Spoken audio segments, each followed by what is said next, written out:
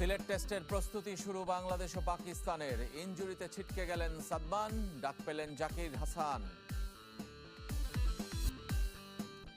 April মাসের সেরা cricketer Nahid Rana চতুর্থ বাংলাদেশি হিসেবে প্রথমবার সেরা হলেন চাঁপাই এক্সপ্রেস। কালই বাংলাদেশ চ্যাম্পিয়ন হতে পারে বসুন্ধরা কিংস, কুমিল্লায় হারাতে হবে আবাহনীকে। বাংলাদেশ পাকিস্তান টেস্ট সিরিজের খবর জানাবো। সিলেটে প্রথমবারের মতো অনুশীলন করেছে বাংলাদেশ। বুকের ইনজুরিতে এই টেস্ট খেলা হচ্ছে না সাদমান ইসলামের।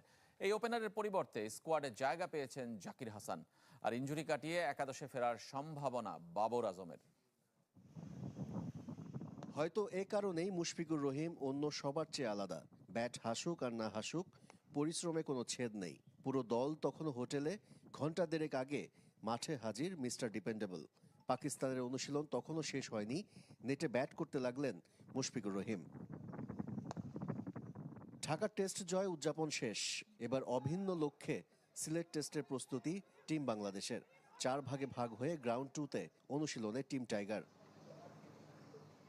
Positivity, cooperation, purity, team bonding. বাংলাদেশের অনুশীলনে এক এক দিন এক এক স্লোগান লিখে আনেন ফিল্ডিং কোচ আশিক মজুমদার। শিষ্যদের কাছ থেকে সেরাটা বের করে আনার দর্শনেও নতুনত্ব এনেছেন ভারপ্রাপ্ত কোচ।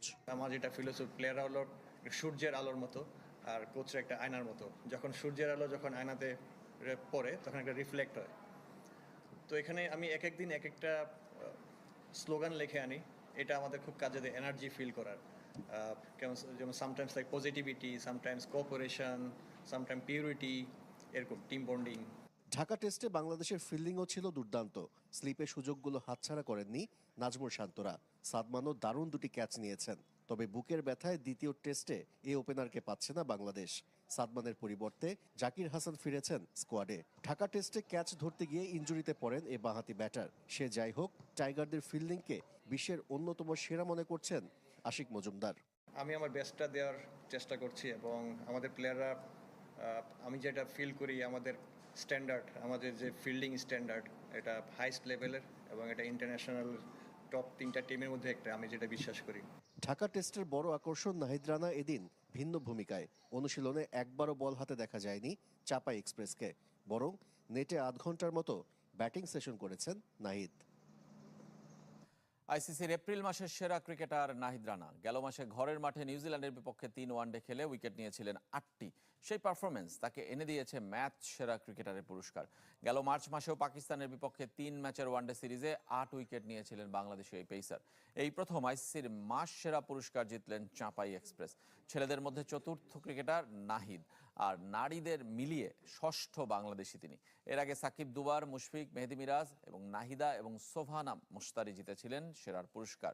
আর মেয়েদের মাস সেরা ক্রিকেটার হয়েছেন দক্ষিণ আফ্রিকার অলরাউন্ডার লরা উলভার্ট।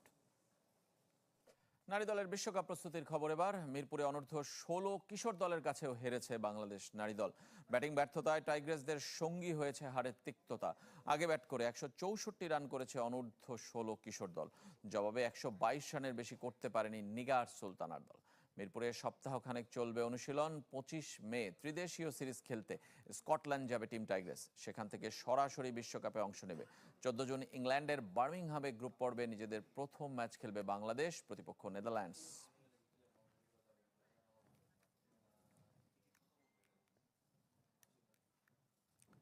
এবার বিশ্বকাপ ফুটবলের খবর। আর বাকি মাত্র 28 দিন।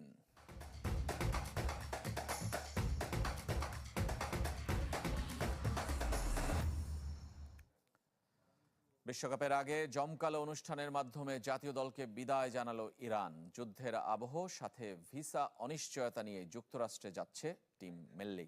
তেহরানে নিজ দেশের ফুটবলারদের বিদায় জানাতে জড়ো হয়েছিল লাখো মানুষ। বিশ্বকাপে ইরান অংশ নেবে কিনা তা নিয়ে ছিল নানা শঙ্কা। তবে সব শঙ্কার মেঘ উড়িয়ে অবশেষে দলটি যুক্তরাষ্ট্রে যাচ্ছে বিশ্ব আসরে অংশ নিতে। আর সেই ফুটবল দলকে শুভেচ্ছা আর বিদায় জানাতে জাতীয় উৎসবে রূপ দিয়েছে ইরানের জনসাধারণ। লাখো মানুষের ঢল নেমেছিল তেহরানের রাস্তায়। বুধবার দেশটির রাজধানীর এনগেলাব স্কোয়ারে আয়োজিত এক অনুষ্ঠানে শুভকামনা সমর্থকেরা করতালি ও স্লোগানে বিদায় জানান তাদের। যেখানে উপস্থিত ছিলেন জাতীয় দলের কোচ আমির ঘালেনুই ও ইরান ফুটবল ফেডারেশন সভাপতি মেহেদি তাজ। বিশ্বকাপে জাতীয় দলের খেলোয়াড়রা দেশের জনগণ, দেশের যোদ্ধা, নেতা মোস্তফা খামেনি এবং পুরো দেশের প্রতিনিধিত্ব করবে। এটি যুদ্ধ সময়ের জাতীয় ফুটবল দল। এই দল শক্তি ও প্রতিরোধের প্রতীক হয়ে উঠবে। অনুষ্ঠানে অংশ নেওয়া অনেকেই ইরানের পতাকা হাতে স্লোগান দিয়েছেন। কারো কারো হাতে ছিল সাবেক সর্বোচ্চ নেতা আলী খামেনির ছবি ও পোস্টার।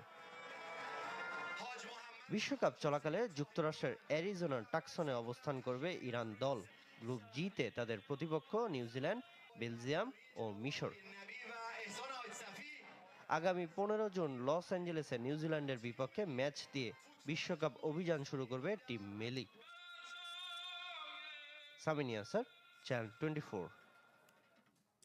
বিশ্বকাপ ফাইনালের হাফ টাইম শোতে এক মঞ্চে পারফর্ম করবেন শাকিরা, ম্যাডোনা আর বিটিএস আর্মির মতো ভুবন বিখ্যাত সব তারকারা, যার প্রযোজনায় থাকবেন আরেক মেগা স্টার কোল্ড প্লের সদস্য ক্রিস মার্টিন।